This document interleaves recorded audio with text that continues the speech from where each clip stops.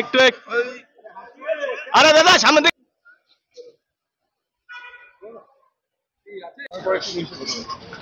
সকাল সকাল সকাল সকাল মামলায় তৃণমূল কংগ্রেসের দেগঙ্গার ব্লক সভাপতি গ্রেফতার করা হয়েছে। কোন মামলায়? দেখুন, এই তো বিরাট বড় চক্র, শুধু একজন দুজন নয়, আরো অনেকে জড়িত আছে। জ্যোতিপ্রিয় মল্লিক থেকে শুরু করে তার যে পুরো টিম, আরো আমার মনে হয় বেশ কিছু লোক, এমনকি শিলিগুড়িরও বেশ কিছু, আমি খবর পেয়ে যেটা আমার কাছে খবর আছে, একজন চালকল মালিক, মানে যে চালের ব্যবসা করে, এরকম লোক শিলিগুড়িতে একজন আছে যে জ্যোতিপ্রিয় মল্লিকের হয়ে কাজ করে। এরকম প্রচুর লোক যুক্ত আছে, তারাও হবে আশা করি আস্তে আস্তে। উত্তরবঙ্গে নিয়ে যেটা জল্পনা শুরু হয়েছিল, কি বলবেন? এখন ওই বিষয়ে কিছু বলবো না।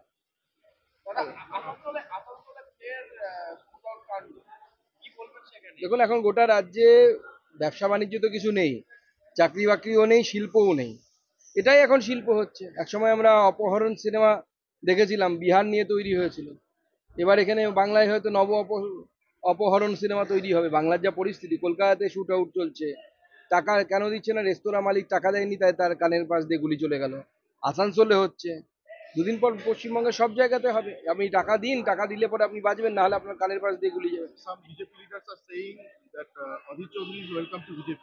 Your take? Presently, we are not in such a condition that we can say anything regarding this matter. It is the purview of Adit Chaudhary that what will be his political future. So he is a senior leader and well-known leader in this state. So whatever decision he may take, any decision, we cannot dictate him. No comment.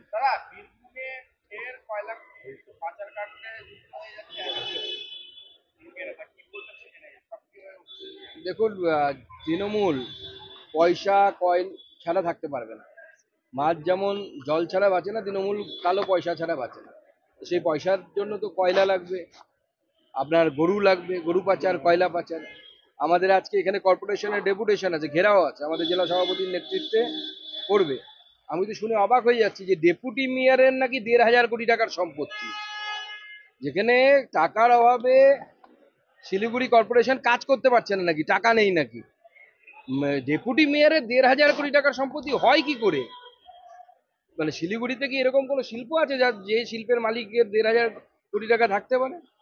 আমি মানে নিশ্চিতভাবে আমি নিশ্চিত যে এই টাকা জনগণের টাকা লুট করে খেয়েছে। এগুলো তো রামকৃষ্ণ মিশন, ভারত সেবাশ্রম সংঘ থেকে মুখ্যমন্ত্রী গালি দিচ্ছে, তো স্বাভাবিকভাবে তৃণমূল কংগ্রেসের নেতারা তারা তো চেষ্টা করবেই। আর শিলিগুড়িতে জমি মানে এখন বুঝতেই পারছেন, সে কাওয়াখালী হোক বা অন্য কোনো জায়গা হোক, জমি মানে তো এখানে হীরের টুকরো। তো সেটা বিক্রি করার জন্য দখল করে হোক, যেভাবে হোক বিক্রি করে সেখানে পয়সা কামানোর চেষ্টা করছে।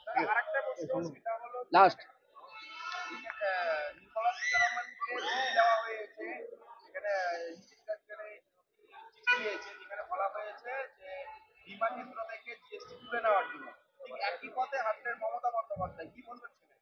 দেখুন, জিএসটি কোথায় থাকবে, অর্থাৎ কোন জিনিসের উপরে জিএসটি লাগবে কি লাগবে না, সেটা কিন্তু ঠিক হয় হচ্ছে জিএসটি কাউন্সিলে। এবং মমতা বন্দ্যোপাধ্যায় যেটা করছেন সেটা হচ্ছে নোংরা রাজনীতি করছেন। জিএসটি কাউন্সিল কাদের দ্বারা গঠিত? সমস্ত রাজ্যের অর্থমন্ত্রী এবং মুখ্যমন্ত্রীরা জিএসটি কাউন্সিলের সদস্য।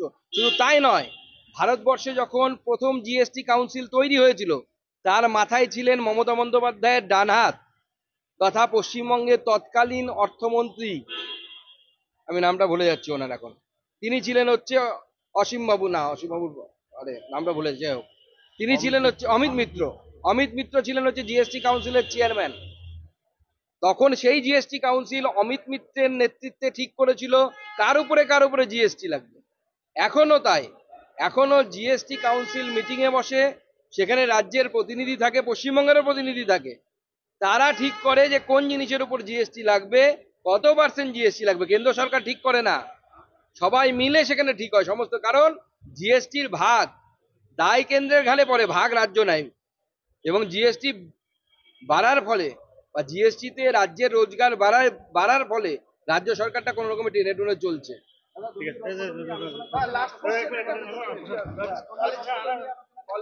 কলেজ নেই বলতে পারবো না।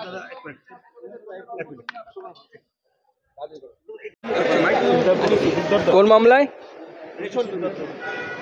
দেখুন, এই তো বিরাট বড় চক্র, শুধু একজন দুজন নয়, আরো অনেকে জড়িত আছে।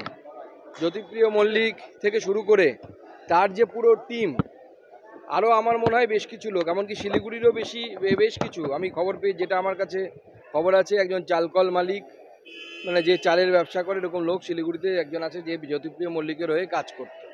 এরকম প্রচুর লোক যুক্ত আছে, তারাও হবে আশা করি আস্তে আস্তে। উত্তরবঙ্গে নিয়ে যেটা জল্পনা শুরু হয়েছিল, এখন ওই বিষয়ে কিছু বলবো না।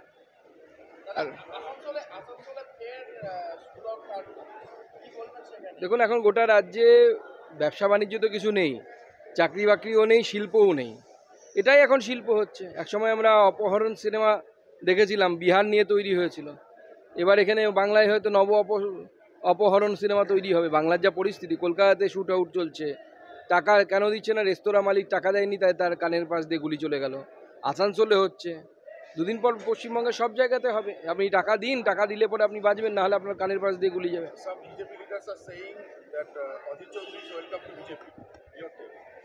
Presently, we are not in such a condition that we can say anything regarding this matter. It is the purview of Adhir Chaudhary that what will be his political future. So he is a senior leader and well-known leader in this state. So whatever decision he may take, any decision, we cannot dictate him. No comment.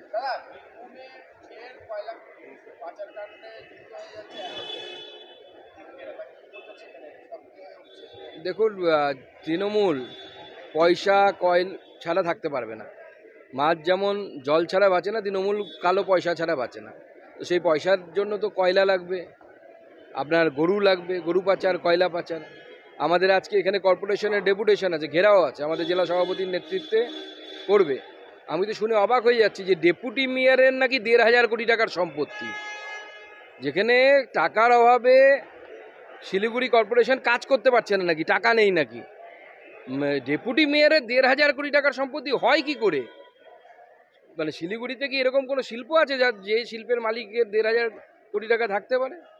আমি নিশ্চিতভাবে আমি নিশ্চিত যে এই টাকা জনগণের টাকা এটা লুট করে খেয়েছে। দেখুন, তো রামকৃষ্ণ মিশন, ভারত সেবাশ্রমের সঙ্গে থেকে মুখ্যমন্ত্রী গালি দিচ্ছে, তো স্বাভাবিকভাবে তৃণমূল কংগ্রেসের নেতারা তারা তো চেষ্টা করবেই। আর শিলিগুড়িতে জমি মানে এখন বুঝতেই পারছেন, সে কাওয়াখালী হোক বা অন্য কোনো জায়গা হোক, জমি মানে তো এখানে হীরের টুকরো, তো সেটা বিক্রি করার জন্য দখল করে। TNTV presents TSD TNTV Shorts Daily। এখানে আপনি প্রত্যেকদিন 1 মিনিট TNTVর সঙ্গে জোড়ার সুযোগ পাবেন। হাসি, ঠাট্টা, হই হুল্লোড়, ইনফরমেটিভ, মজাদার সব রকম খবর দিয়ে আপনার জীবনের সেরা 1 মিনিট গড়ে তোলা হবে। দেখতে ভুলবেন না কিন্তু TSD, সারাক্ষণ সংবাদ পরিবেশন।